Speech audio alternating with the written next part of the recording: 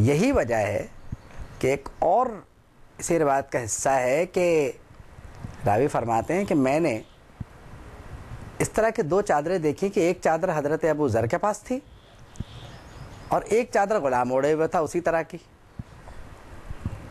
تو کہتے ہیں کہ میں نے یہ عرض کیا کہ اگر آپ یہ دونوں چادریں لے لیتے تو آپ کا جوڑا بن جاتا. تو انہوں نے پوری حدیث بیان فرمائی. حضرت ابو ذر غفاری رضی اللہ تعالیٰ عنہ کا یہ مسلک تھا, وہ یہ سمجھتے تھے کہ ضرورت سے زیادہ مال جمع کرنا بیکار ہے بالکل. عام طور پر ہوتا یہ تھا کہ ان کے اجتہادات کی وجہ سے خاصا یعنی جسے کہنا چاہیے کہ متحرک رہتا تھا معاشرہ اور بڑے مسائل پیدا ہوتے تھے. تو ایک موقع پہ حضرت عثمان رضی اللہ تعالیٰ عنہ نے ان کے لیے حکم صادر فرمایا کہ آپ جو ہیں وہ ربضہ کے مقام پہ جا کے رہیے, کوئی ایسا مسئلہ نہیں ہے. اور انہی واقعات میں ایک بات بڑے کمال کی ہے کہ غزوہ تبوک میں یہ پہلے جا نہیں سکے, تو نبی کریم صلی اللہ تعالیٰ علیہ وسلم کے پاس جب یہ تھوڑی تاخیر سے پہنچے تو کیونکہ ان کا اونٹ رستے میں مر گیا, تو جب یہ وہاں تاخیر سے پہنچے تو نبی کریم صلی اللہ تعالیٰ علیہ وسلم نے فرمایا کہ تنہا آ رہا ہے, تنہائی میں مرے گا اور تنہا ہی قبر سے اٹھے گا. تو حضور نے یہ غیب کی خبر دی تھی ان کے لیے. ہوا بھی یہی کہ تنہائی میں وصال فرمایا ربضہ کے مقام پر. کہتے ہیں کہ حضرت عبداللہ ابن مسعود رضی اللہ تعالیٰ عنہ وہاں پہنچ گئے اور وہاں جانے کے بعد انہوں نے ان کے نماز جنازہ پڑھی اور وہاں انہیں دفن فرمایا. تو اس طرح سے حضرت ابو ذر غفاری رضی اللہ تعالیٰ عنہ سے تقریباً 281 احادیث مروی ہیں. لیکن یہ حدیث بڑے کمال کی ہے کہ جو اسلام کا نظام مساوات پوری طرح واضح کرتے ہیں. ہم آج مساوات کے سلسلے میں خاصے پریشان ہیں. ہم کہتے ہیں مساوات ہونا چاہیے اور ہم مساوات کو یہ سمجھتے ہیں اور یہ کوشش کرتے ہیں اس کے سلسلے میں کہ اس کو حکومت نافذ کرے. بات یہ ہے کہ اگر ایسا ہوگا تو یہ خاصا مشکل ہوگا. بہتر یہ ہوگا کہ ہم اپنی سطح پہ اس کو نافذ کریں. اور اس کا طریقہ کیا ہوگا؟ اس کا طریقہ یہ ہوگا کہ ہم اپنے گھروں میں اور جہاں جہاں ہم ہیں اپنے دفاتر میں, دیکھیے مساوات میں پریشانی کوئی نہیں ہے. ہوتا یہ ہے کہ خود پہ تھوڑا سا جبر کرنا پڑے گا آپ کو اور اخلاقیات کا دامن ہاتھ پہ لینا پڑے گا, کیونکہ اگر اسی مساوات کو سیاسی اعتبار سے نافذ کیا جائے تو مسائل پیدا ہوں گے. شاید آپ ڈھونڈتے ہیں معاشی مساوات, یہ مساوات, وہ مساوات, تو اس طرح تو بہت پریشانی ہوگی.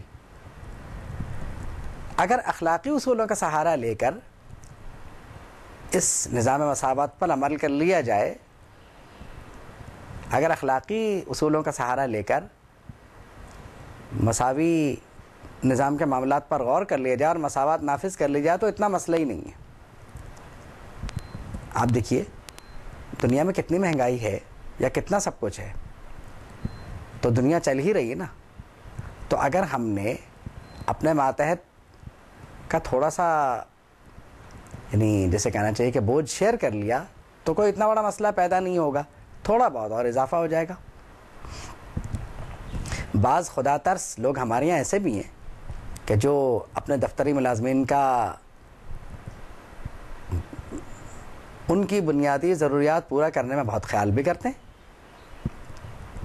اب یہ شاید وہ والی بات ہے کہ اگر تم کوئی کام ان کو تکلیف دے, کوئی کام دو تو ان کی مدد کرو, یعنی وہ ان کی مدد کرتے ہیں.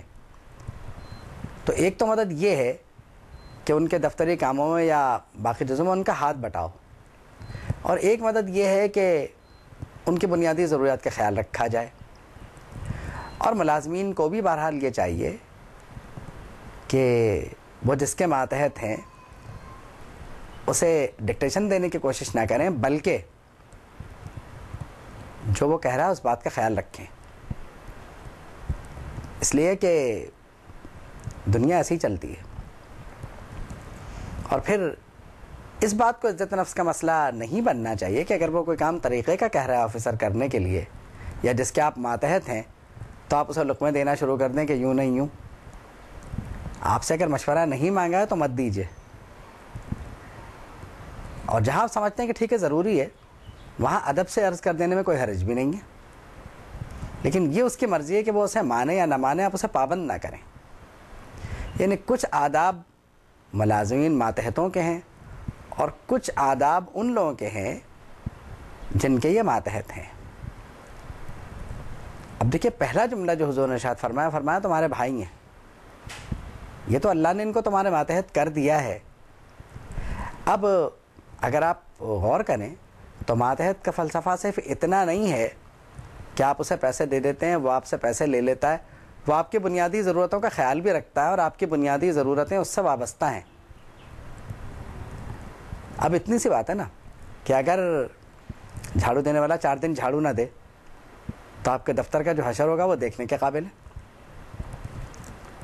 تو ملازمین کو بھی چاہیے کہ وہ اپنے فرائض سے غفلت نہ برتیں، یعنی یہ بات تو اپنی جگہ ہے کہ ان کی ضروریات کا خیال رکھا جائے، اور یہ بات گھر میں اور تجارت میں بہت معنی رکھتی ہے۔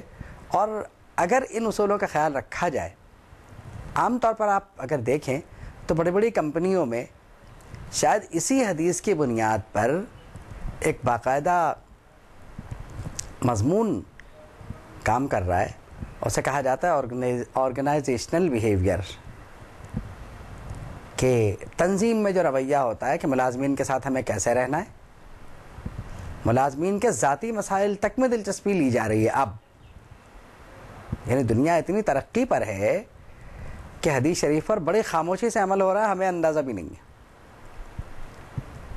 اور عام طور پر جو سمجھدار آفیسرز ہیں، جو سمجھدار مینیجرز ہیں، وہ کبھی بھی ملازم کو اس بات کا احساس نہیں ہونے دیتے کہ تم ماتحت ہو، ہم تمہارے آفیسر ہیں، بلکہ ان کی دلجوئی کے لیے خالی اوقات میں ان کے ساتھ کھیلتے بھی ہیں، ان سے رابطے بھی رکھتے ہیں، ان سے سلام و کلام بھی رکھتے ہیں۔ ان سے فاصلے بڑھانے کے بجائے حدیث شریف میں ان سے فاصلے کم کرنے کی ترغیب ہے۔ اور آپ ایک بات دیکھیے، اگر آپ اس حدیث شریف میں عمل کریں تو آپ دیکھیں کہ پرفارمنس بڑھ جائے گی کام کرنے کی۔